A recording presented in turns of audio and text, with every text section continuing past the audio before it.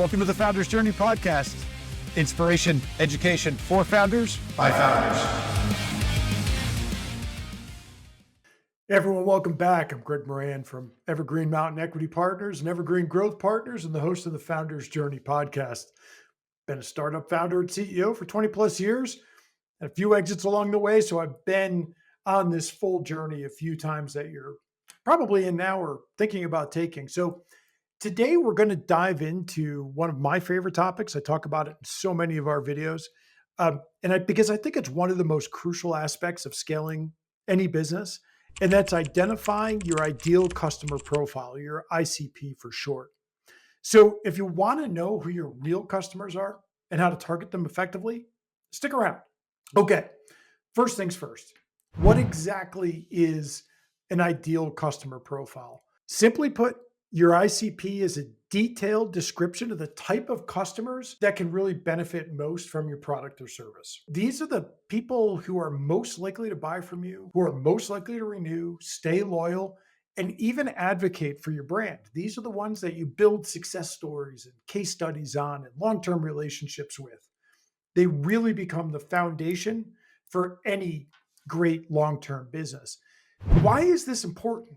To really understand this, why not just sell to whoever will buy, right? Because knowing your ICP helps you focus your marketing efforts, optimize your sales process, really get your product roadmap dialed in, and ultimately drive more revenue. It's like having a roadmap to your business success is really what an ICP can be for you. So let's start with the data you already have. Look at your existing customer base and identify the common characteristics. What industries are they in? What roles do those individuals hold? What problems are common to all of the customers that you have today? What are those common characteristics that go between all of your kind of the customers that if you could replicate them, you would? Use surveys, use interviews, use focus groups, use win-loss reviews. You really want to ask questions that dig deep into their pain points, their needs, and their buying behaviors. So you could use tools like SurveyMonkey or Google Forms. They can be really helpful here. Just having phone calls one-on-one to say, hey, why did you buy from us? Sometimes the easiest way to find out the pains they have is just simply ask or use a third party. I'm a huge advocate for using third-party resources. Use a third party for this, to do these deep dives with customers. I'm a huge fan of it. It's really a good investment that you're going to get great information that you may not be able to get on your own. Dive into your website and your social media analytics. Look at the demographics, look at the interests, look at the behaviors of people on your site. Again, Google Analytics, Facebook Insights, these are great tools for this. There's a lot of other ones as well to really understand what people are talking about. What is your customer base? Those customers you would replicate, what are they talking about out there on social media? Look at their profiles.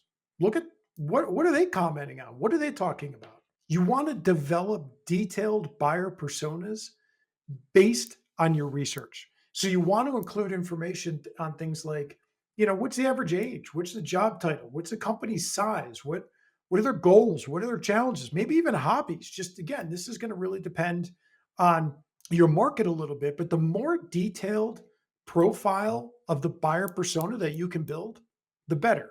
It's impossible to go too deep here. So once you have your ICP, you want to test it out. You want to run targeted marketing campaigns and see how they perform. Gather feedback, refine your ICP as needed. There's great ways to very quickly test an ICP. All candor, Evergreen Growth Partners has an outsourced BDR function that can be turned up very quickly to test out an ICP. There are other ways to do this as well. Just to make sure you're hitting the right targets. But you want to be able to test this out because you want to gather feedback and then you want to refine the ICP as needed.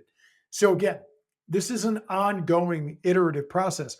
By the way, once you think you have your ICP nailed, you're going to need to change it again because markets evolve. This is a nonstop process of optimization iteration. So let's look at an example. Let's say you're a SaaS company offering product management tools. Your ICP might be mid-sized tech companies with remote teams. The decision makers could be project managers or CTOs who are all struggling with team collaboration, right? That's the pain point. If you're running an e-commerce store selling say, eco-friendly products, your ICP would be very different. Could be environmentally conscious millennials who live in urban areas. They really looking at their value sustainability. They're willing to pay a premium for green products. Again, varies a great deal from market to market, but getting really clear and deep on those within that ICP to really understand what your customers actually care about. That's the important part of it. You want to get as deep as possible about what they care about. So to wrap it up, identifying your ideal customer profile is about understanding who your best customers are, the ones you want to replicate, and then how to reach them and how to speak to them. So you want to use data, you want to use research, you want to use analytics to create detailed buyer personas. And then don't forget, you want to validate and you want to iterate. And once you think you've got it, you're going to do it again because markets change and evolve. So if you found this video helpful, make sure you hit the like button, you subscribe for more insights on scaling your business. If you have any questions or want to share your own tips on identifying your ICP, I would love to hear them. Drop them in the comments. Thanks for watching, and we'll see you in the next video.